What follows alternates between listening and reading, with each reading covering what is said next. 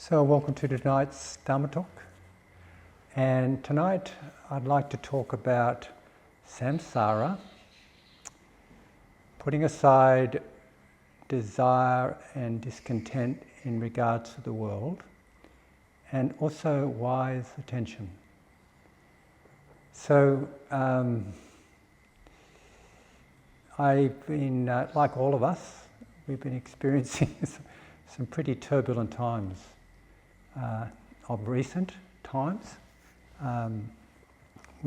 Here in Lismore we've had floods and risks of cyclones on the coast anyway, and news of war and upheaval in our world. And last week I also ran a retreat. Like in the midst of all this, there was a retreat I was running. And I remember starting the meditations with something like putting aside worries and concerns, putting aside roles and responsibilities, finding some freedom, or putting aside the hindrances and finding seclusion, both of body and mind. And it was quite difficult. I was saying this and guiding people, and it was quite difficult to actually do that. The more I didn't listen to the news for a couple of days, but then, because I was alone, but then when the cyclones, my partner came home from being away, and she started to put on the news, because we needed to listen to the news, we needed to know what's going on, we needed to know if we should evacuate or not evacuate, and so on. So, of course, when you put on the news, you get all the other stuff as well.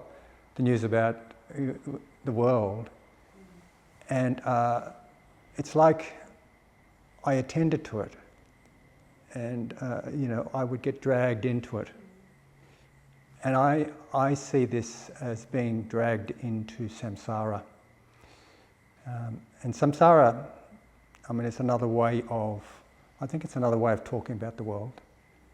Samsara is this cycling in birth, aging, sickness, death, rebirth, and so on. And it's not about, and the Buddha didn't talk about reincarnation, he talked about rebirth. This fact that there's constant change, and we're becoming something constantly. We're being reborn into new beings and new realms and new states of mind all the time. It's like this, we're being reborn all the time, and sometimes we consider that as the physical death, and we're reincarnated somewhere, but it's not about reincarnation. It's this, because there's no thing that reincarnates. It's more that there's a continuity of a flow or a stream, like I've spoken to you about here. Other times, streams are dependently arising processes interacting. There's these constant streams, and we're constantly being reborn. So samsara, as I understand it, is this wheel of rebirth and death, and it seems like that we kind of get reborn and die in a kind of realm, a kind of collective fabrication that seems so real that we just get caught up in it. We get sucked into this kind of vortex. And look, if I was to say this about the cyclone last week, it's just in your mind. You don't need to worry about it. It's just a mental creation. You'd think I was mad. And obviously we have to deal with the relative reality in the best possible and practical ways. If someone says we need to evacuate because there's dangers of being flooded in or something like that, we need to do that. We can't say that, it's just your mind. So coming back to this samsara and what we can think of it as the world, which it is. It's kind of like, it's our reality as we know it, this relative reality. Sometimes samsara is depicted by a wheel. And I've got a little poster at home that I created from a postcard poster that I got in Thailand. And it's this, the Lord of Death holding this wheel. And he's kind of, you can see his face sticking over the edge of the wheel, kind of looking very frightening. And there's this circle, or it's a wheel, and around the edge of the rim of the wheel is drawings depicting the 12 links of what's sometimes called dependent origination. We all know what dependent origination is, dependent arising, and it's depicted in the sutras like this. When this is, that is, when this arises, that arises. With the arising of this, that arises. When this is not, that is not. With the ceasing of this, that ceases. And that's a kind of way of understanding how conditions work together, like existence or life is involved in this dependent arising. And sometimes it's depicted as 12 interdependent links. One psychological, psychophysical, what will I call it, condition, leading to another condition. One condition conditions another condition. And it might start, it doesn't really start anyway because it's like a circle. It might start with ignorance, for example. Ignorance gives rise to body and mind, or nama-rupa. Nama-rupa gives rise to 6 sense spheres, like sight, sound, smell, touch, taste and mind. 6 sense spheres gives rise to contact, which is the meeting of the senses, where there's a sense object and a sense perceptor or a sense door, and the meeting of them, that's where contact is. So we have contact. With contact there's feeling, and with feeling there's often conditions craving. This often conditions grasping or clinging.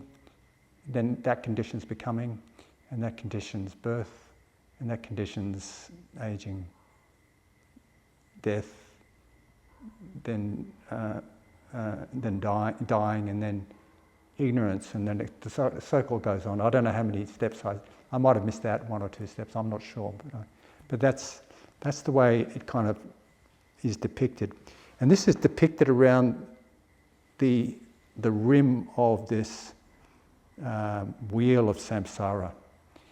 And the next layer in, there's 6 sectors. And these 6 sectors represent worlds or realms. I know in Buddhist cosmology they talk about 32 realms. But in this depiction, there are 6 realms. I mean, I think the 32 realms are kind of divided up into these 6 basic realms. So these realms are the human realm. I'll start at the bottom. They're the hell realm. They're the hell, yeah, hell realms. Heaven and hell? Yeah, that's in heaven and hell. There's the heaven realm. There's the hell realms, which is like it's probably about 99.9999999% suffering, dukkha, unpleasant feelings. It's hell. And these realms, we sometimes consider them as actual places, but they're actually realms that we go into with our mind. And we can see this in our current existence, in this particular realm called the human realm. Like sometimes people have so much suffering, it's hell. Like I've worked with people that are in hell. Sometimes they're in psychiatric institutions and so on. But anyway, there's the hell realm, which is horrible. Like sometimes it's depicted as people torturing beings and all these sorts of horrible things. I had a set of cards from Thailand, and I hid them from my children because I didn't want them to see them. And now I've hidden them from my grandchildren because I don't want them to see them. They're really scary. And then we have the animal realms, the preta realms, sometimes called the hungry ghost realms, and it's these realms of addiction. Like we're always trying to find something to satisfy our endless thirst and hunger. And it's depicted by this person with a really fat belly, or being with a really fat belly, tiny little neck and tiny little mouth that can't actually get food into it and is starving. So it's the realm of craving. It's the realm of endless desire. Then there's the animal realm, which is if you want to think about it, it's when beings are obsessed with money, food, and sex, for example. That's it. That's the meaning of life. And there's nothing deeper than that. And there's kind of struggling again, getting more food or more sex or more money, I suppose. And then there's the human realm. The human realm. Yeah, the human realm, which is like it's about 50% sukha and dukkha, 50% happiness and unhappiness, or pleasant feelings and unpleasant feelings. And this is considered as the best realm to be in because you've got enough unpleasant feelings to motivate yourself to get out of these realms, like to exit this samsara. But you also got enough pleasant feelings to give you some relief. It's not like you're in hell, and you're not kind of caught up in craving so much that it just consumes you. You're not caught up in these mundane, gross animal-like desires and the desires of animals, but you're human. Then we have the godlike realms, which is like being in heaven, basically. Heaven realms, which is, on the balance of things, there's much more pleasure than there is pain. And sometimes I joke about like being in Byron Bay, but actually being in Byron Bay is not like that anymore. Huh? It can be hell. It can be hell, yeah. And then you have what's called the Asura realms, or the jealous god realms. And these are realms where people may have been gods, may have been in the heaven realms, but they kind of grasp at keeping it that way. Like they may be millionaires, but they just want more money and they want more power. And they struggle amongst themselves and fight amongst themselves to maintain that power and wealth and everything that within their realms. So it's these struggles of power. So that's this kind of second layer. As we come into the centre, there's another layer, and I can't quite work out what that one is. I mean, I could have looked it up, but I didn't have time this afternoon when I was thinking about what to talk about tonight. And right in the centre, there's a pig chasing the tail of a snake, chasing the tail of a chicken. And they each represent greed, ignorance and hatred. The chicken, the snake represents hatred. The pig represents greed, yeah. And the chicken represents ignorance, or not knowing, or delusion. So this is the way it's depicted. And the way I experience it is sometimes I kind of go right into it, and I can see I'm driven by greed, ignorance and hatred. I'm caught up in the world of things. And an example of this is I've looked at my phone. I've got my superannuation amount on my phone. I can check on the superannuation. I've checked every day for the last couple of days. And I look at it and I see, oh my God, there's another $1,000 gone in one day. Oh, there's another $1,000 gone down in one day. Mind you, a couple of months ago I was looking at it. Wow, that's $1,000 in a week. Wow. I was only looking at it once every couple of weeks, a couple of months ago. But given the financial crashes and the stock market crashes all right now, and the fact that I'm leading towards semi-retirement, I'm interested in my superannuation balance. It's going down. So the more I kind of get into it, the more I attend to it like that, the more I get sucked into samsara. And yes, so it's, when we come to this phrase, which is at the refrain, I mean, I can read you the refrain on the Satipatthana Sutta. And this is just a translation. This is a translation by Analayo. Although I think it's changed now. This is from Analayo in 2003, I think. I think it's when he wrote this book. Yeah, 2003. I mean, it's changed a bit now. I mean, he does a different approach to the Satipatthana Sutta, but there's this kind of refrain that goes like this. Well, you know, the direct path. There's the direct path to the purification of beings, for the surmounting of sorrow and lamentation, for the disappearance of dukkha and discontent, for acquiring the true method, for the realisation of Nibbana, namely the four Satipatthanas. And this is the next line. This is something to do with the refrain. And what are the four? Here, monks, in regards to the body, a monk abides in contemplating the body, diligent, clearly knowing and mindful. And I apologise for using the term monk. It's masculine, and that's just the way it was. That's the translation. So, but you could replace that with, you know, when I say he, you could replace it with she or they. You know, to be related to ourselves and so on. So, what are the four here, monks? In regards to the body, a monk abides in contemplating body, diligent, clearly knowing and mindful, free from desires and discontent in regards to the world. In regards to feelings, he abides contemplating feelings, diligent, clearly knowing and mindful, free from desires and discontent in regards to the world. In regards to mind, he abides contemplating the mind, diligent, clearly knowing and mindful, free from desires and discontent in regards to the world. In regards to dhammas, he abides contemplating dhammas, diligent, clearly knowing and mindful, free from desires and discontent in regards to the world. That's what when I gave some guidance tonight, you know, in inviting you to become present, I said something along the lines of putting aside worries and concerns, putting aside roles and responsibilities. And I think I did say putting aside desires and discontent in regards to the world. And I also said putting aside the hindrances.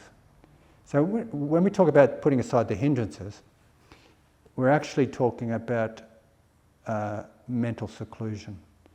And putting aside the hindrances is, it doesn't say the hindrances in particular, but in the mindfulness of breathing, the Buddha's mindfulness of breathing sutta, the Anapanasati sutta, there's some preliminaries before we go into bringing mindfulness to the fore, and that is bringing seclusion, like putting yourself under a tree and putting under a tree or in a vacant allotment or in the forest somewhere or in a vacant hut or something like that, and bringing mindfulness to the world.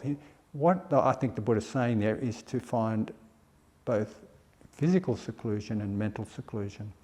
And mental seclusion refers here to putting aside the hindrances, overcoming the hindrances, so you can actually be present. So coming in, and I think that's what this sort of means.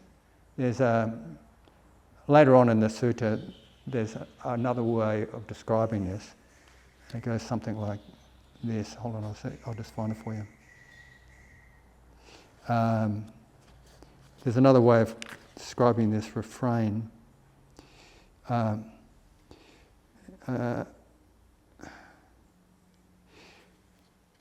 Look, this is part of the refrain.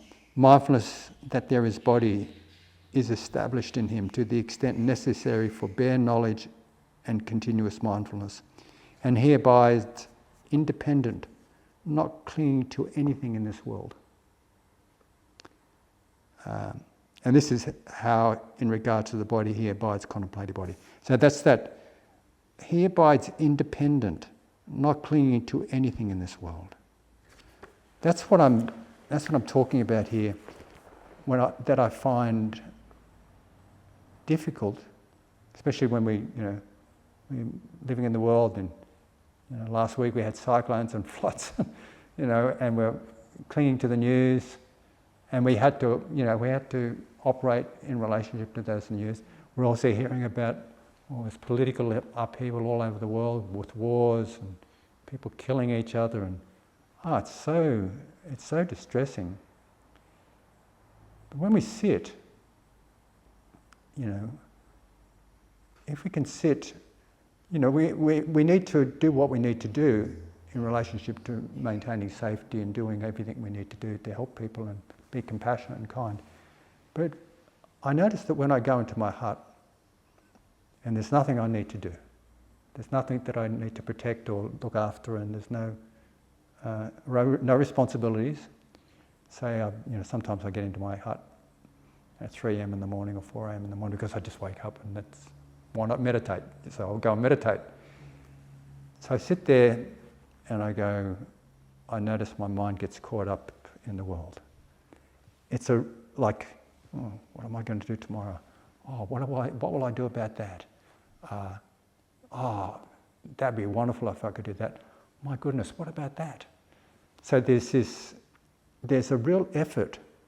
I need to have a strong intention and effort to put aside all that, to put aside desires and discontent regarding the world, in other words, regarding samsara.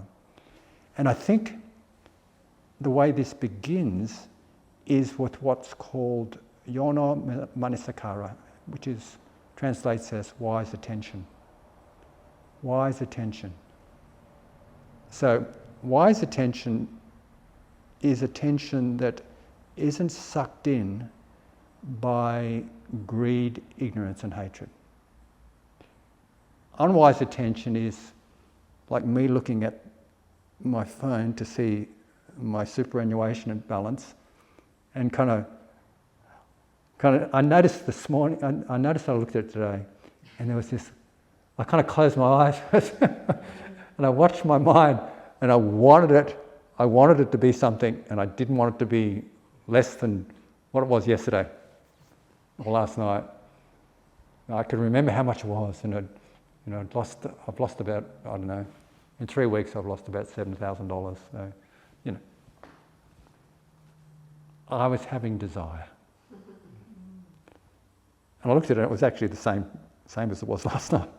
So, I noticed my response, but it's the way we attend to things. And like, for example, if we attend to, it's so difficult to attend to the news, hearing all this inequity and injustice and things that are happening in the world. It's so difficult to not feel like you want to change things. And I think we need to do what we need to do.